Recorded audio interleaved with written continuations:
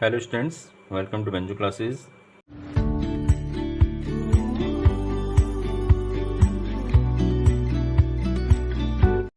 आज की वीडियो में डिस्कस करेंगे क्लास 10th का chapter light reflection and refraction और इसमें mirror formula.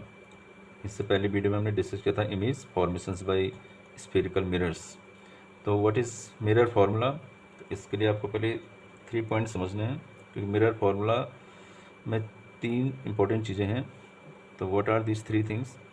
First one is u. U means distance of object from pole, v distance of image from pole, and f distance of focal length pole to focus point.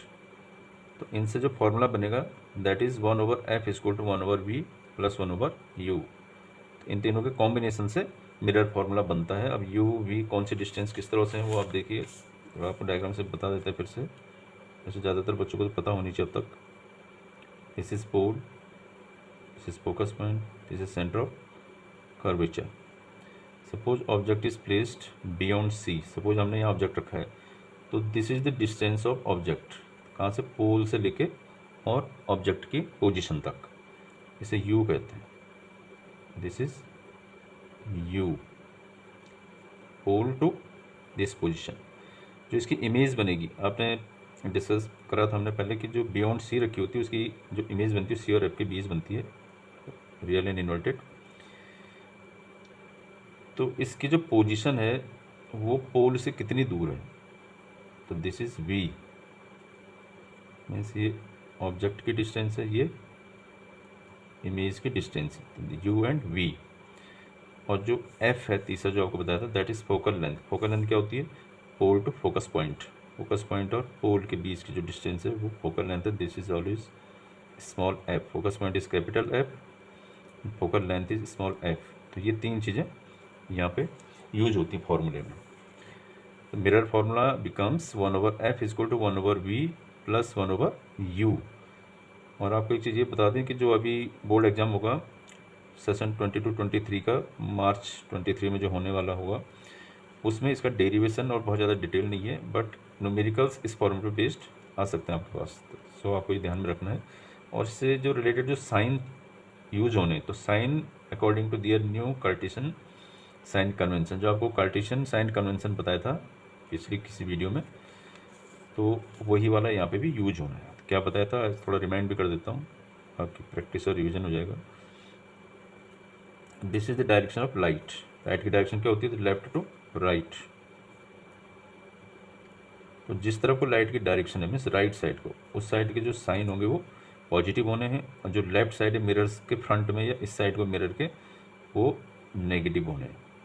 ये आपको ध्यान में रखना है, पहले भी बताया जा चुका है। तो इस केस में आप बता सकते हैं कि यू वी एफ क्या है।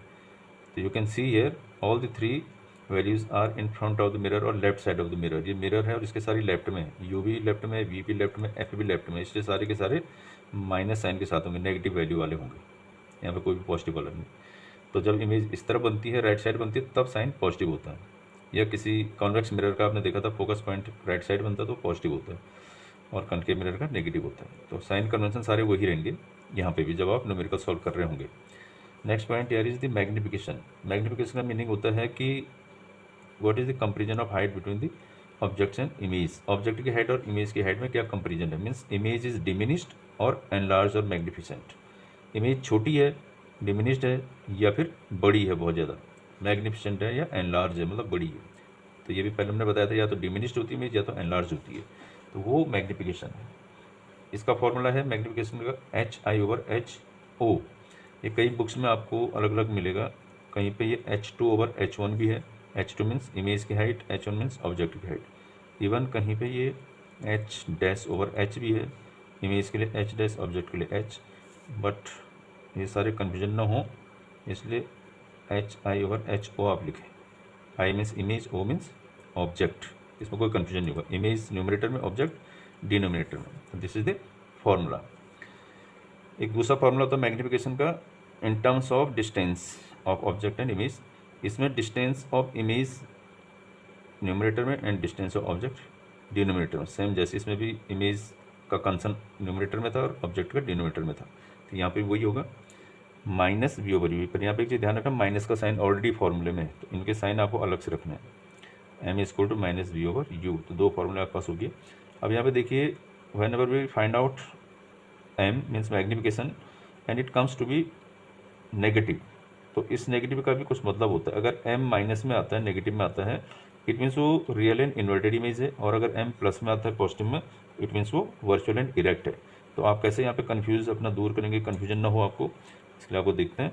बिकॉज इन्वर्टेड इमेज मीन्स उल्टी इमेज, तो जो उल्टी इमेज है, उल्टा है, वो नेगेटिव है, तो उल्टा नेगेटिव उल्टा ही होता है। और जो सीधी इमेज है, इरेक्ट इमेज जो है, इरेक्ट मतलब सीधी खड़ी है जो, वो पॉजिटिव होती है। उल्टी इमेज मतलब नेगेटिव हो गया, सीधी इमेज मतलब पॉजिटिव हो गया। और इन्वर्टेड के साथ हमेशा रियल होता है, इरेक्ट के साथ हमेशा virtual. Means if the image is inverted, जैसे इस केस में आपको बताया था इन्वर्टेड इमेज है, उल्टी है, तो it must be real, and if the image is erect तो इट मस्ट बी वर्चुअल। ये क्रॉस में नहीं लिख सकते आप एक दूसरे के साथ। तो समझ में आ गया, नेगेटिव साइन एम का means real and inverted image, positive sign means virtual and erect. Positive मतलब सीधी चीज़ है, तो सीधी इमेज।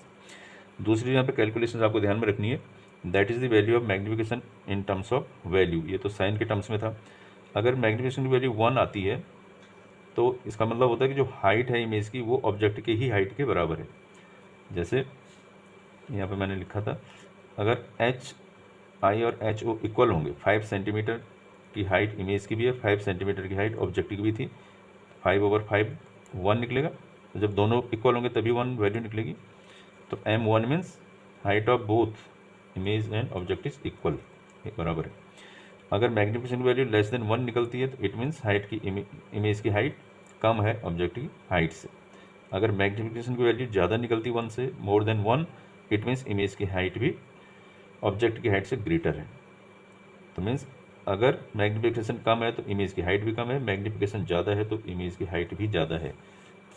इस केस में देखिए, अगर 8 सेंटीमीटर की इमेज है और 4 सेंटीमीटर का ऑब्जेक्ट है, तो m क्या निकलेगा इसमें, 2 मीन्स मोर देन 1।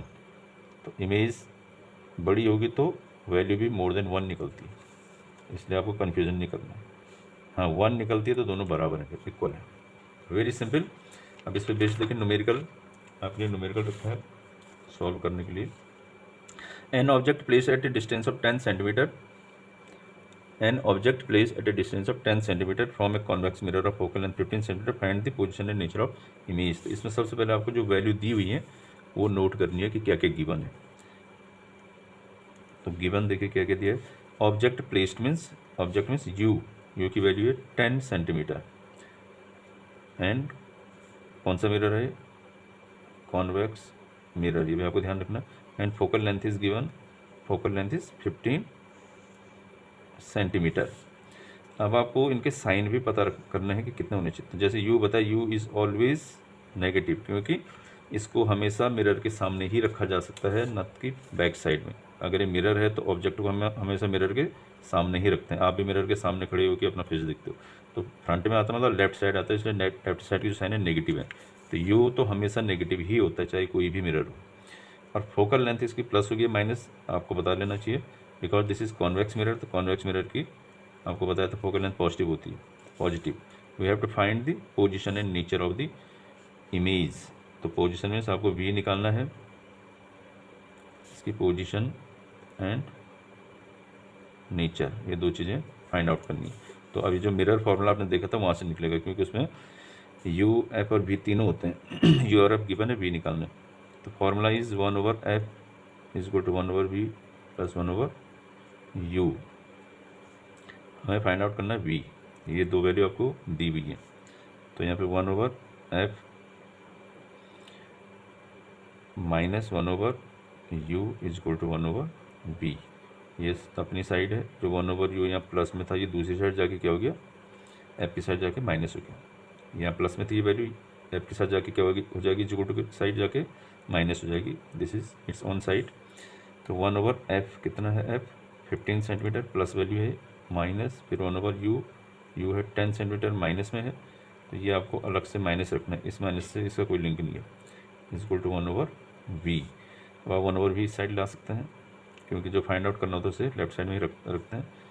इन दोनों का एलसीएम ले लीजिए, 10 और 15 का कितना होगा, 30, 15 2 जा 30 और 10 3 जा 30, ये माइनस और माइनस क्या हो जाएंगे, प्लस हो जाएंगे। इस तरह से 1/15, फिर minus minus plus 1/10 equal to 1/v। इसके बाद का स्टेप ये है वैसे, लेकिन इतना तो आप समझ ही लेते हैं। तो 1/v हम इस तरफ ले आए थे तो सारा सेट राइट साइड आ गया। एलसीएम 30, 15 2 जा 10 3 जा, ये माइनस माइनस प्लस हो गया, 3 + 2 5/30, इसको सिंप्लीफाई कर दीजिए 1/6। It means v equal to +6 centimetre, क्योंकि प्लस में वैल्यू आ रही है इसकी। तो प्लस में वैल्यू का मीनिंग क्या हो गया यहाँ पे, अब आप पोजीशन बता सकते हैं इसकी। अब देखिए इसका पहले आप डायग्राम बना के देखिए। जब आपने कॉन्वेक्स के प्रैक्टिस किए थे तो कॉन्वेक्स पे जो रेज आती हैं वो इस तरह से फोकस पॉइंट से होकर आती है किसी भी ऑब्जेक्ट की। सपोज ये ऑब्जेक्ट है और दूसरी इसके सेंटर ऑफ कर्वेचर से जानी होती है, तो ये उसी पाथ से वापस आती है। तो यहाँ पे इंटरसेक्ट हुए दोनों, ये देखिए। तो आप चेक कर सकते हैं कि जो ऑब्जेक्ट की डिस्टेंस थी वो थी 10 सेंटीमीटर और आपकी v निकली 6। तो यहाँ पे आप देख सकते हैं 10 और 6 डिफरेंस दिख रहा है, 6 कम है 10 से, तो इसकी डिस्टेंस भी आपको यहाँ पे कम दिख रही होगी। तो पहले तो आप जो पोजीशन लिखेंगे वो लिखेंगे position 6 centimetre behind the mirror, क्योंकि ये मिरर है और इसकी पोजीशन जो इमेज की बनी हो इस मिरर से 6 सेंटीमीटर राइट साइड में बनी है, यानी बिहाइंड द मिरर बनी, क्योंकि फ्रंट तो इधर है मिरर। This is position. और नेचर, क्योंकि v प्लस में है, v का साइन प्लस में है, इसका मीनिंग होता है कि image is erect, image is erect, सीधी है। तो आपको देख रहे हैं सीधी इमेज है, और जो सीधी होती है वो वर्चुअल भी होती है। तो वर्चुअल एंड इरेक्ट, तो इमेज बनेगी वर्चुअल एंड इरेक्ट। इरेक्ट आप देख पा रहे हैं यहाँ पे इरेक्ट है। वर्चुअल क्यों है, बिकॉज जो रेज है रियली मीट नहीं कर रही है, ये हमने प्रोड्यूस किए हैं। ये रेज तो यहाँ से डाइवर्ट हो गई थी, ये यहाँ से आई थी तो यहीं से वापस चली गई, लेकिन हमें आगे प्रोड्यूस करेंगे तो एफ से होते हुए जाती है, इसको प्रोड्यूस करेंगे तो सी से होते हुए जाती है, और जहाँ पे इंटरसेक्ट करेंगे वहाँ पे इमेज बनती है। तो इसलिए वर्चुअल इमेज है, इरेक्ट है तो वर्चुअल ही होनी चाहिए। तो this is all about this numerical. तो आज की वीडियो में इतना ही। Thank you very much, thanks for watching video. और इसके बाद दूसरे न्यूमेरिकल्स नेक्स्ट वीडियो में आपको सॉल्व करवाएंगे।